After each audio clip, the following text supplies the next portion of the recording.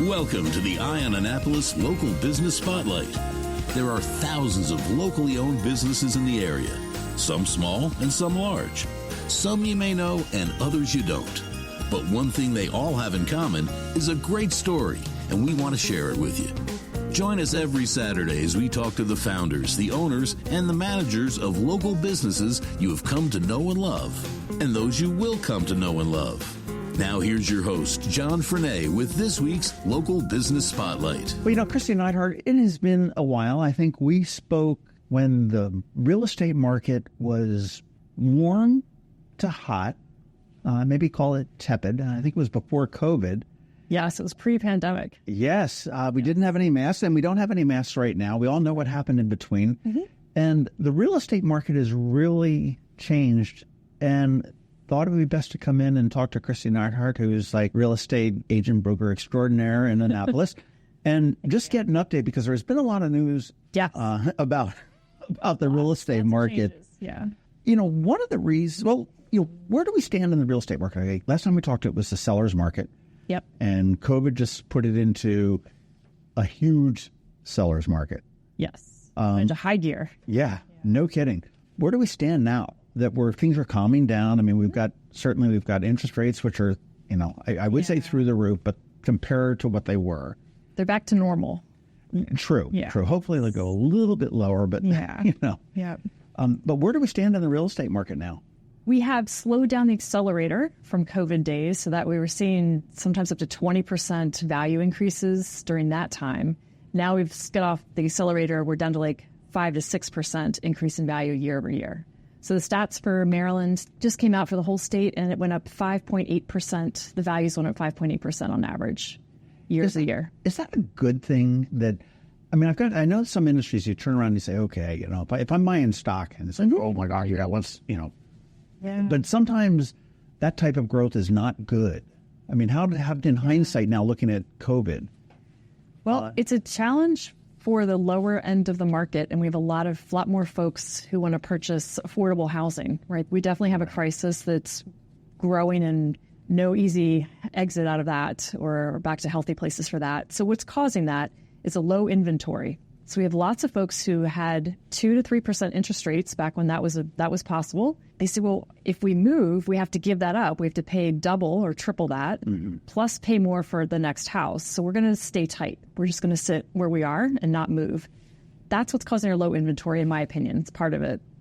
Maryland Housing Authority just did a study about a year and a half ago. So we were 120,000 housing units shy of demand for the whole state of Maryland. So it's a lot. It's a lot. And it's probably not going to get made up in just a couple of years, right? So I believe that we're in this low inventory market for quite some time. I think it's healthier that we're not doing huge gains like above 10% per year, that it's closer down to 5 to 6% per year of increased values. It's great for sellers, but it is still making it more expensive and harder to afford homes. What's going to change the inventory market? I mean, obviously, new construction. Yes. Is going to do it. But I mean, we're, certainly in Anne Arundel County, certainly in Annapolis, right. We're kind of limited. I mean, they find a little place and, we can shoehorn a house in here and yes, and do that. But more apartments coming up, I think, because of that reason. So on a smaller piece of land, you can build a lot more. Right. Because rental units are also in short supply also. We were looking at single family homes for the most part. Mm-hmm. Are condos now, because of the housing shortage, taking off? As far as, somebody looking to buy a house? It's always that single-family homes are the most popular and best Everybody wants a percentage. We all want to be on the water. We all want a dock. We all want a boathouse and a pool. And yeah, I think we're seeing a lot more. Like there's a big development that just opened up on Riva Road in Annapolis. Mm-hmm. It's north of 500 units. Abington, yes. Right. Those are all rental units. There's over 500 of them. So I think things like that are going to help us with the need for homes, for housing. But it's not the cure-all, right? Well, Mike, you get into that whole argument then about, to rent or to buy and to rent, what's better and all that kind of stuff. And I know Abington is not cheap. Right. I mean, one bedroom, 600 square feet are starting at like $2,700 a month. That's what I've heard. I haven't been over there myself, which to me is a little bit crazy. I know when the condos opened up, and I think it's at like 200 and some odd West Street above like where Curate is. Right.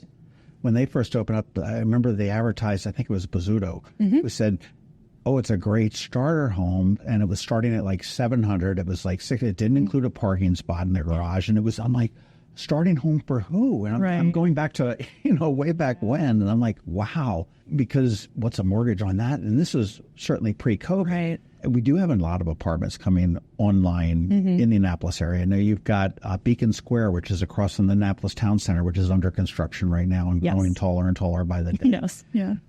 You've got Aventon, and then you've got the two that have been here for a while, the James on Admiral Cochran and Maris, I think, on Route the Double T, the one that overlooks the Double T. Yeah.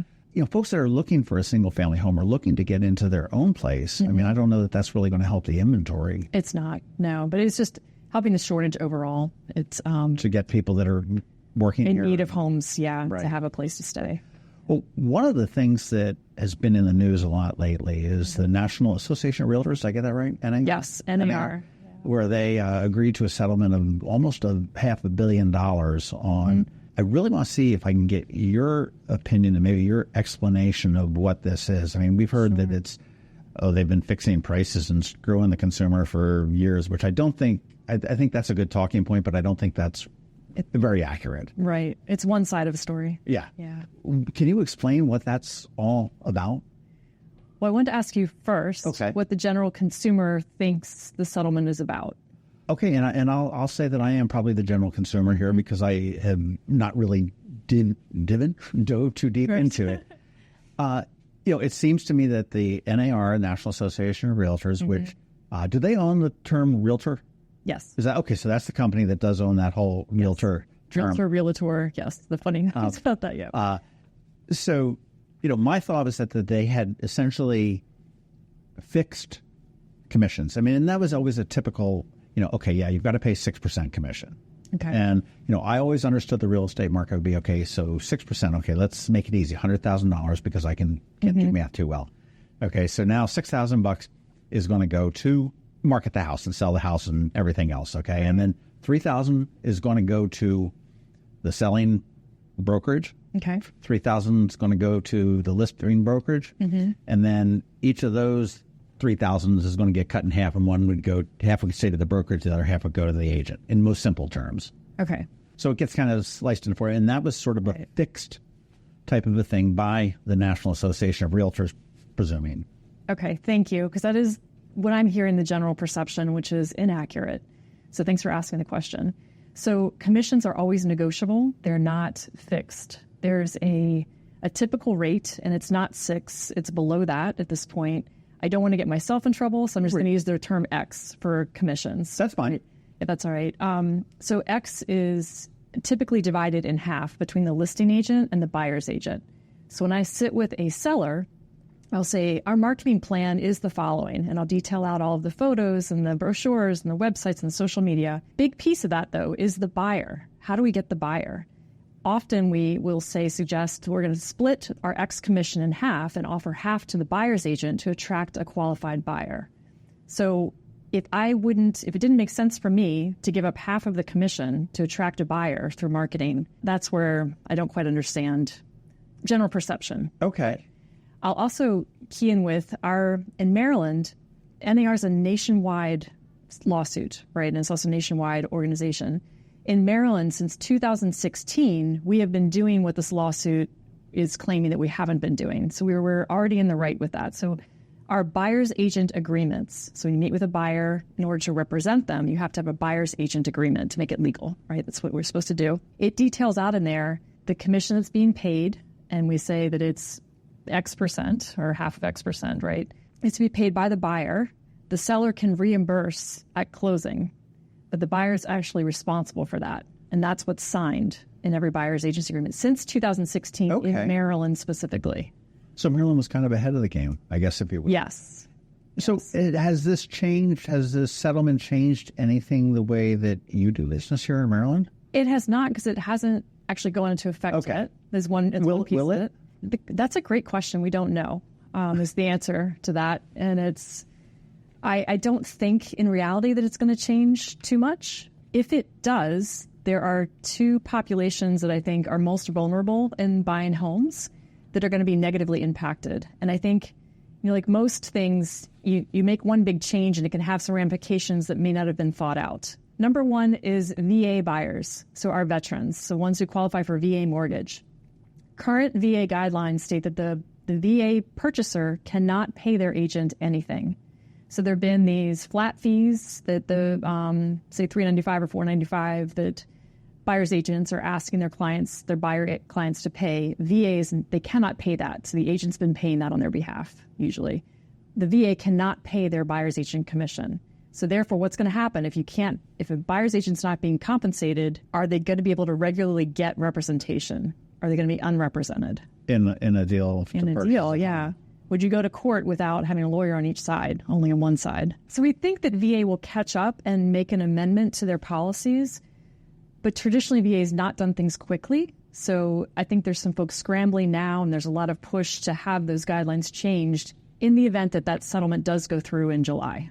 Well, you guys as an industry really sort of specialize in different things, whether it be locations or types of homes and everything else. Mm-hmm. And I think there's probably plenty of realtors out there that are specializing in that market. Yes. The veteran market. And certainly Anne Arundel County is probably a pretty prime area for a lot of VA loans with the military that we do have here, as well as former military that comes back that wants to. Naval academies here, a lot of military. Yeah.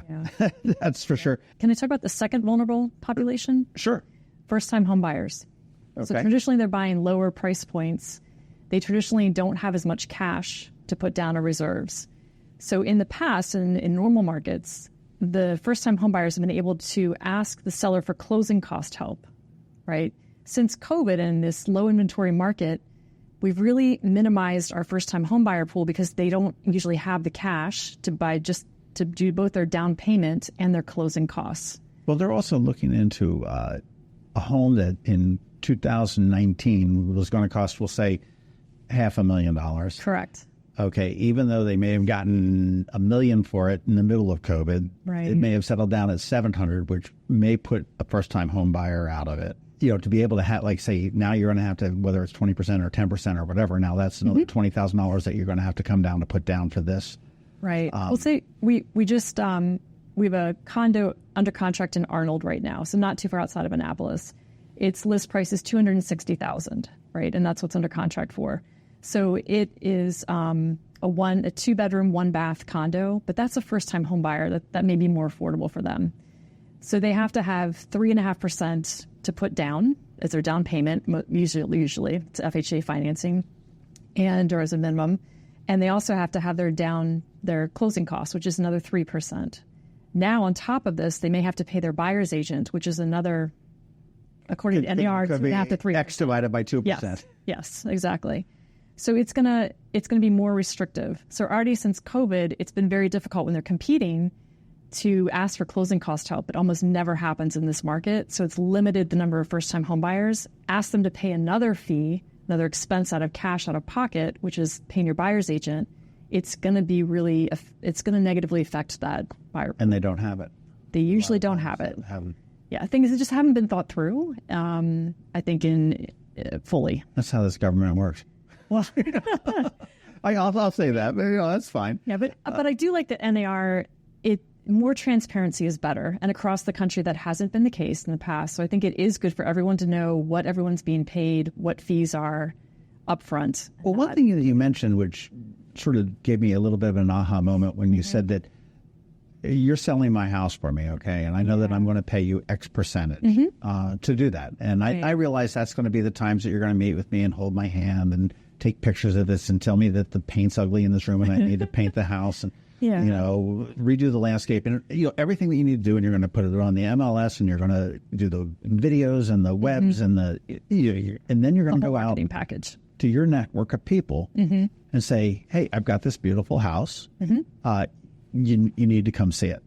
That's just your half X percentage is really just a marketing expense to you in a way. I mean, I'm giving you, all right, let's just say 10%, okay, which we know is not, but let's just say I'm giving you 10%, okay? So, and out of that, you've got that 5% that you're going to use to, print the brochures and the posts and everything else that goes with to selling represent the the house. seller. Yeah. But then you're also going to take that other 5% and say, hey, I need some help. I don't have a zillion people looking, right in my Rolodex that are looking for this house, but my larger network does. So I'm going to tap into that. And that's sort of like a commission to them for bringing the people to you, right? That is absolutely correct. Yes. So I am one agent out of 7,500 in Anne Arundel County. Do you think that I have all the buyers for my clients? I don't. No, because we wouldn't be sitting in this. Exactly. We wouldn't be doing this in Tahiti for Right. So I rely on other agents to bring qualified buyers. And that's so important that I'm willing to give up half of my commission to attract a buyer's agent with a qualified buyer. Is your half, is that a negotiable type of a thing? All of it's negotiable. See, we're in a culture and a society in America where we don't bargain. Right. And we always think, if you were to come to me and say, okay, I'm going to sell your house and I've got a 35% commission, chances are, I'm like, well, okay. We're just not conditioned to go, oh, well, can you do that for 25? Right. Well, my answer is that I have my own set commission for me of what things cost me and what it is worthwhile for me to do and to invest in something. I don't get paid anything until the home closes. So I have a lot of risk up front, a lot of you put it all out front. Yes. And I have a huge network that I pull in for different things that we need, for different contractors, for different helping folks move who may not be able to pack and do those things, for home inspectors. The staging people, I have a whole community, yes, that I rely on, and I've spent so much time. So part of what you're paying for on the listing side is for me to have that network of expertise that I can pull in and pull from that I've vetted. That's a huge part of what you're paying for. So we are tapping into your expertise. You've been doing this for a long time. Yep. And one thing I will say about you and your team, okay, and the website I might say is kn-team.com. Thank you. Is that you are uber local. Yes. You didn't just move down here and go, oh, hey, it's a good market. I want to sell. Right. I want to sell real estate on the water. Born and raised in Anne Arundel County, Edgewater. Serena Park. Okay. Yeah, now live in Annapolis. But this county, and before we came here, I was looking to your website, and everybody on your team is pretty much here. They're local. They know where it is. Mm-hmm. Where is your sweet spot as far as Kristi Neidhardt's sweet spot to sell homes? Sure. I'm assuming you can sell in Washington County or Garrett County or Ocean City if you wanted to. You're licensed by the state, right? Licensed in Maryland, but I only sell them where I know. So I need to know the neighborhoods, I need to know the schools. I only feel good about doing that. So that's primarily Anne Arundel County, and then that's probably 80% of our business. Then we branch out some into Queen Anne's County to get into some waterfronts on the Eastern Shore, and also over to Howard County because schools are often comparable to some of the ones in Anne Arundel County. So just kind of that's our hub. Okay. So, in Anne Arundel County, you go way north from, let's say Brooklyn, I guess, is the northernmost part down to Chesapeake Beach, I guess, whatever's on the other side of Chesapeake Beach. I think that's Calvert. But, so you pretty much get the whole county? Pretty much do, yes. Okay. Yep. Where is the action in the county right now? Is there a place? Or not really? Or I would say that number of sales are highest in Annapolis. Annapolis covers 3 zip codes, so that's one thing. Seconded by sort of combination of Edgewater, Arnold, Smyrna Park. Those are big hubs for numbers of transactions. Right, and we touched a little bit on the affordability and affordable housing. Where does that first-time home buyer go? I as a first-time home buyer, I am not going to get into Bay Ridge. Right. Probably, unless my name is like Musk or something like that. I'm not going to get into the Downs. I'm not going to get into, these waterfront, gorgeous homes that we all probably want and crave. But where does a first-time or somebody that maybe not have that kind of a budget to be able to go? What areas are there still affordable housing left? There definitely are. Actually, the community that I grew up in, Manhattan Beach, it's in Smyrna Park. It's on the border of Smyrna Park and Arnold.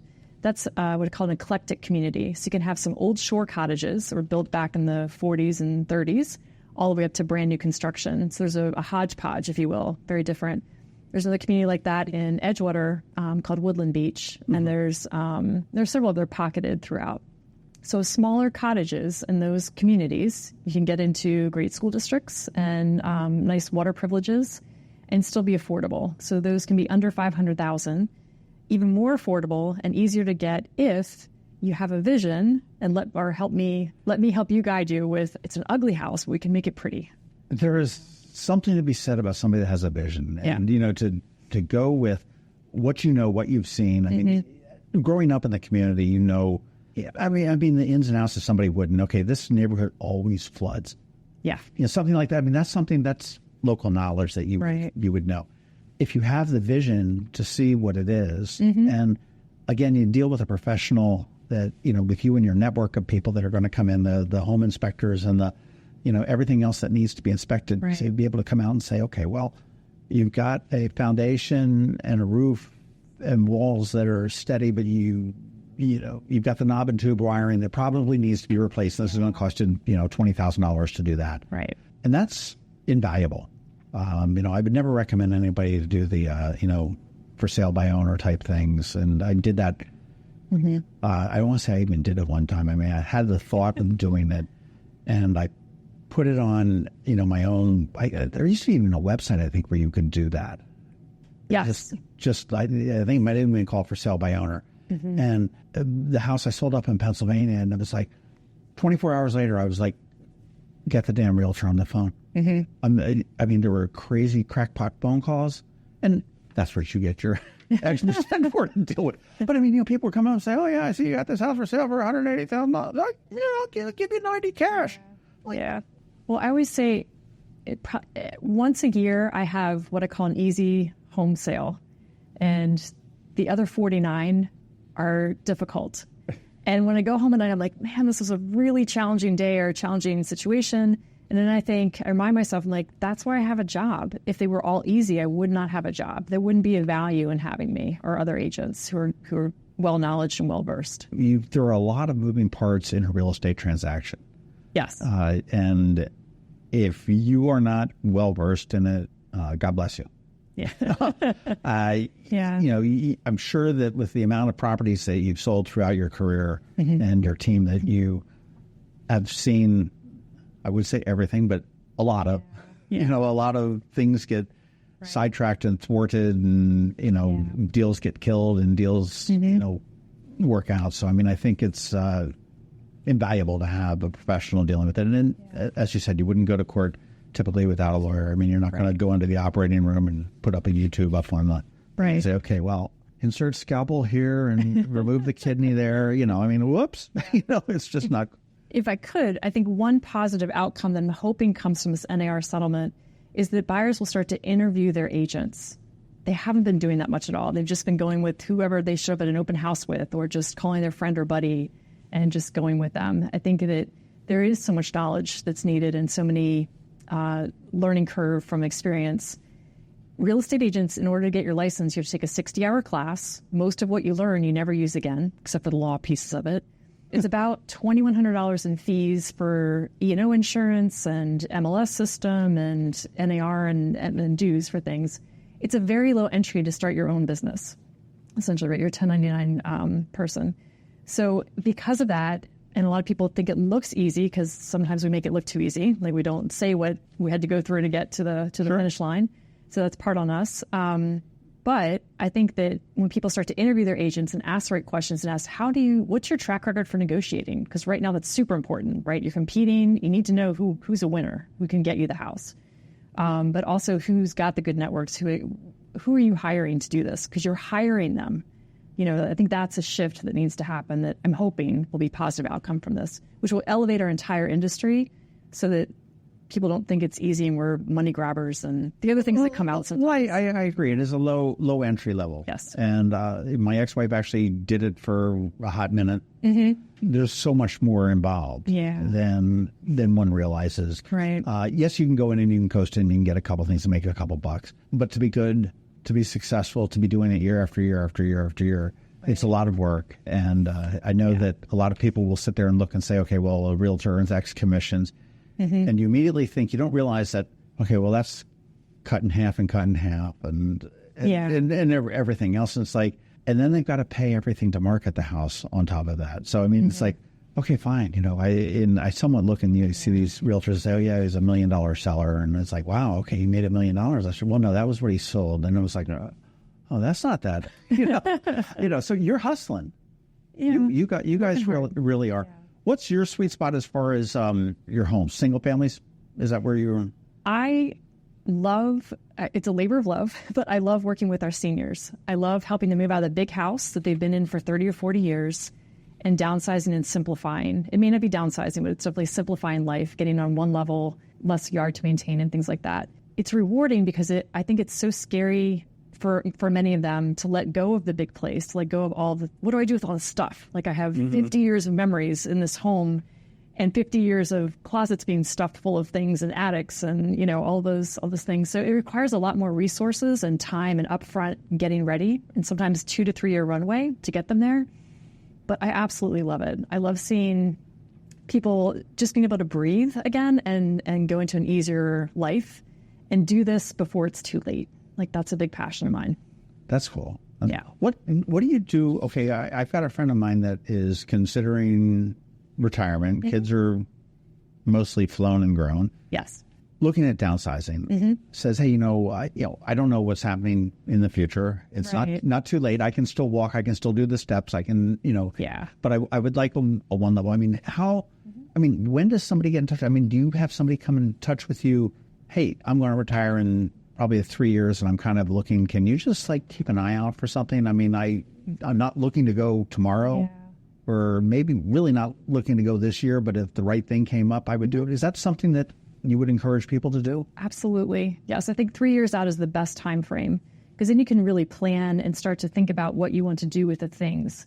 So when someone does finally find the place that they're going to go to, we get a floor plan of that place and what will fit within that floor plan. And so we'll go around, we'll say, okay, we want this couch. It's going to fit in the living room and it goes right here. And we measure it and get it figured out. We want this bureau on this thing. We figure out what is going to go. It's much easier to let go of the other things. If you know what you are taking, then you can figure out what to do with the rest. So we figure out kind of basically where the size of the place they're going to move to, and then we can help guide them with, most likely you're going to need to let go of X things. You can get them to your kids. Armoire or whatever. Yes. You can talk to your kids first to see what they want. Oftentimes they don't want anything. They're horrible now. They don't want anything. Right.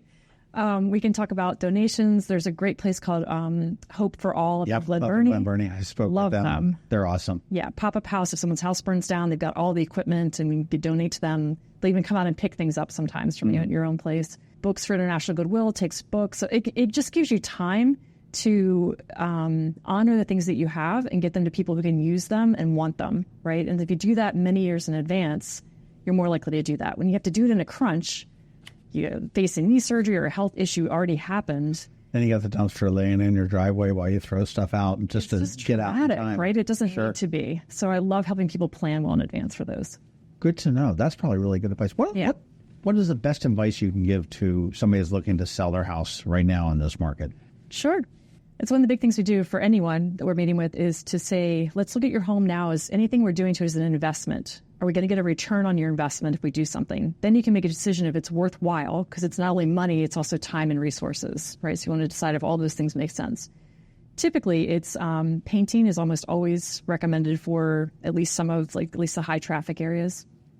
Kitchens and bathrooms are also the big things that would make the most sense with investments. But there's ways to do them that are much more affordable than others. So again, if I invest this much in, what's my return on it? If I invest $15,000 in my kitchen and just new appliances and countertops and maybe refreshing the cabinets a little bit or backsplash, as opposed to $50,000 to completely redo it, I can get 3 times the money I put into it with the lower end, the more economical refresh.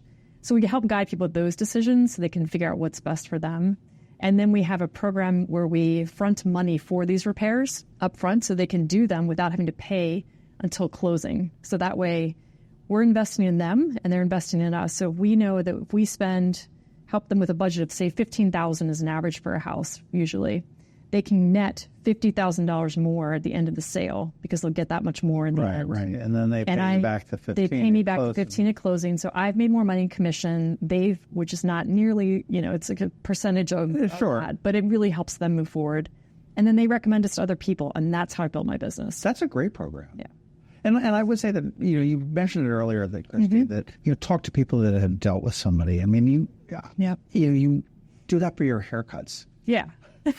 You do it for a car sale. Yeah. You do it for a tailor. People ask me all the time, hey, where's a great tailor? Okay, you go to B&D Tailors on Duke of Gloucester Street. Great guy. Awesome.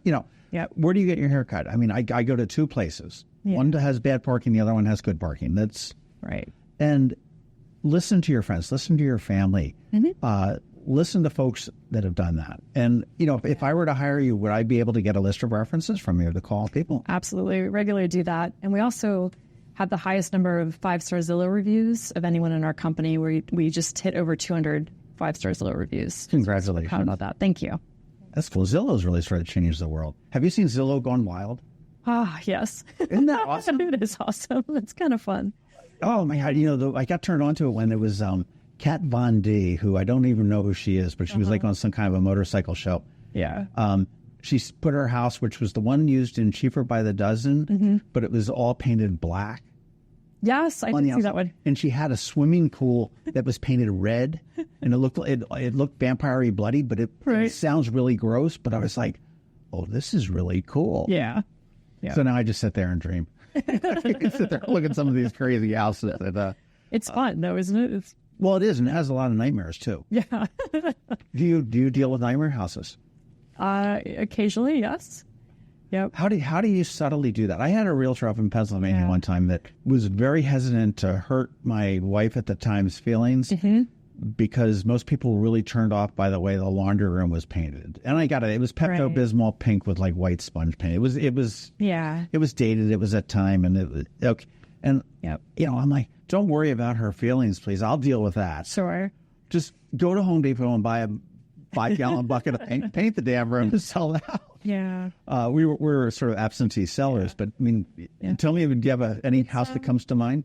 I do. It's that, and then it's also furniture and furniture taste, and covering up windows with dark colors. So what I'll do is I will show them a little video of a house before and after that had very specific colors, that had furniture that was very specific and dated. And the folks of that home trusted us. They moved out and let us do the investment of spending $15,000 in the home, refreshed it, and then staged it with furniture that's more trendy and current and neutral colors, and then photoed and videoed afterwards. And we have this on our website. So it's me standing in a room and I snap my fingers with the old picture and then the new picture. And when I show them that video, they're like, okay, we'll move out. We'll let you take the reins. So, because you can just tell which home, the way that it shows, is going to get the most amount of buyers coming in the door from photos and video and everything we put out there to attract buyers in, which one is going to attract more buyers and how you're going to get a better result at the end. Sure. Almost always, it's very clear. If you see someone else's home go through that transformation, it's harder to picture your own. But if you see and trust that we did that with someone else's, they're more likely to trust us with theirs. That's fantastic. And you do staging and stuff like that. I mean, you work with people that would, I imagine probably part beautiful of home decluttering your homes. Yes. Put it all in storage, rent a storage locker for a couple of months.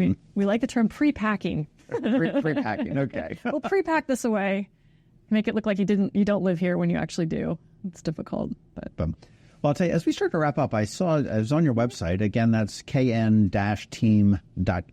Yes. And you are associated with Northrop Realty. Yes. Which is the Long & Foster company, right? It is part of the Long & Foster family, but it's a separate brokerage. Okay. Yes. Right here on Bestgate Road, 900 Bestgate Road is the office. Yeah. And obviously works all around Anne Arundel County. Yeah. But I noticed on your website that you are a green realtor.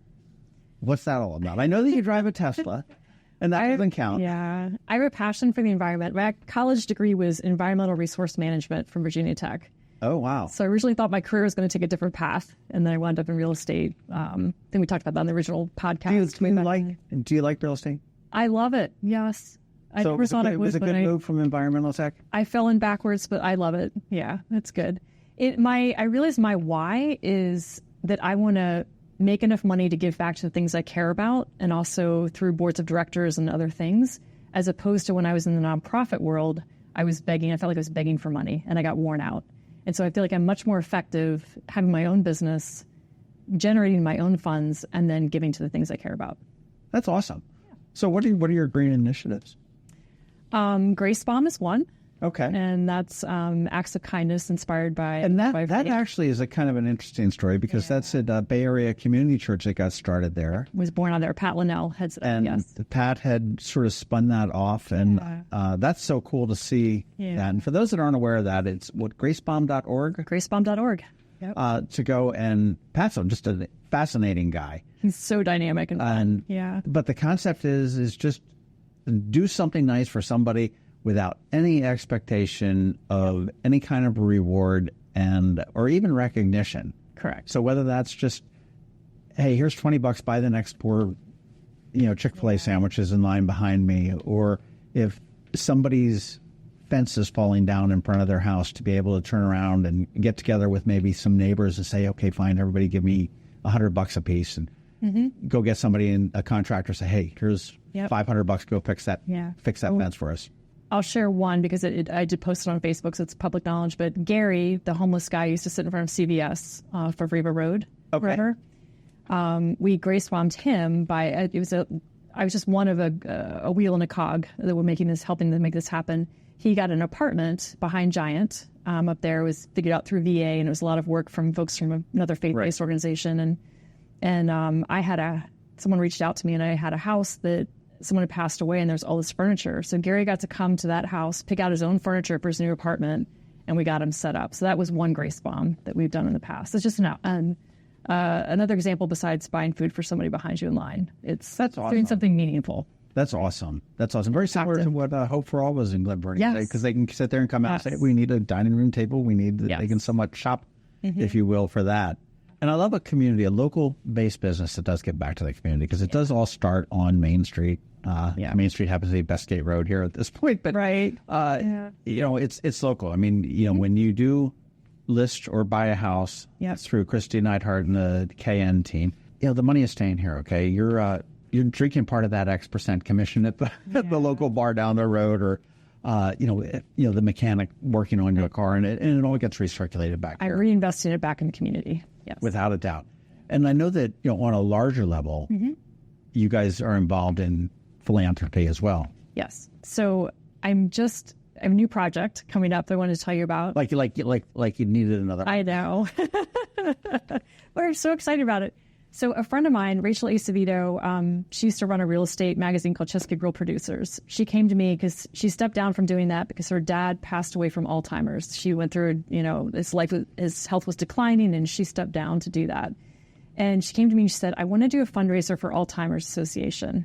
Will you help me? And I was like, yes, let's do this. Let's figure something out and involve the whole real estate community, because both of us have that connection and network. So we dreamed up this event where we have 10 different brokerages, teams of 10, competing against each other. So it's the Northrop Realty team against Caldwell Banker, against Long & Foster, against Remax, against Taylor Properties, against Anne Arundel Properties. There's 10 of us. In what area? Annapolis. Oh, wow. Okay. Yeah. So we're all local. And so 10 people on each team, so it's 100 people. We're each pledged to raise at least $100 each and get a team sponsor to match $1,000. So if you do the math quickly, that's $20,000 as a minimum that we're going to raise. But we're going to raise $50,000. And so we're getting together, and where our teams are competing in these fun, silly real estate games, like one's blindfolded and someone else has to talk them through how to open a lockbox. And to get to the settlement table, then you have to go build a house out of cardboard and duct tape and be timed who does it the fastest. And we've already raised $16,000. We're all on our way, and we can't wait to. It's just a fun way, especially when real estate is getting such bad press right now. I think it's a great secondary. Good thing that's coming out of this is to show our real estate community coming together in Annapolis from all different brokerages to do something good. I will say, in the general real estate community in Annapolis, I don't know whether this is true in every part of the country. Yeah. But you mentioned several of the other different brokerages and stuff. They're all very community focused. Yeah. Most of them are really doing things. They're either collecting food for the Anne Arundel County Food Bank. I know that Keller Williams does like their Red Day or something where they go out and they do things like that. This fundraiser for Alzheimer's, and you're $16,000 into a $20,000 goal, which is huge. And $50,000 goal. okay, $20,000. We're gonna get there. $50,000 goal. Is there a way that the public can help you out? Absolutely. If they go to our Facebook page, the Kristi Neidhardt team, or Instagram, same thing, Kristi Neidhardt team. You can get to it through our website as well, the kn-team.com. That will get you to, we got all kinds of things posted about it with links to be able to donate. All right. Well, we're gonna see what we can do. See, maybe we'll have to revise that goal. We'll see if enough people get involved there. Well, if anybody is in the market of buying, selling, whether it is their home or an investment property, do you get into land? Yes, land too. What little there may be left. It's complicated and more expensive than people think, but I love educating folks about if they want to buy land, what that looks like, and breaking it build down. on it, or to build on it, yes, or just to buy it. kn-team.com is where you want to go. 900 Bestgate Road. I did see on the front door when I was walking, it says walk-ins welcome. So everybody just come and walk on down and say hi. Say hi. Say hi to Kristi. And, if you want to go onto the side of the building, you can knock on one of the windows. He's in one of the offices. But I want to thank you so much for your time. Thank you for explaining giving the other side of this, the NAR settlement thing. Yep. And I guess, the secret is that if we're a first-time home buyer or a VA home loan candidate, that we probably just, keep our ears open and figure out how that shakes out when it's all done. Yes. But if you need an expert to figure it all out and just hold your hand through it, give us a call. I will recommend Kristi. Thank you. Thanks for listening to this week's Local Business Spotlight. Please make sure to visit eyeonannapolis.net for all your local news, events, and opinion. And in case you haven't already, please subscribe to the Eye on Annapolis Daily News Brief, where we bring you all the day's local news direct to your phone, tablet, or computer in about 10 minutes. It comes to you at 6 a.m. every Monday through Friday, and you can subscribe on Apple Podcasts, Google Podcasts, or wherever you get your podcasts.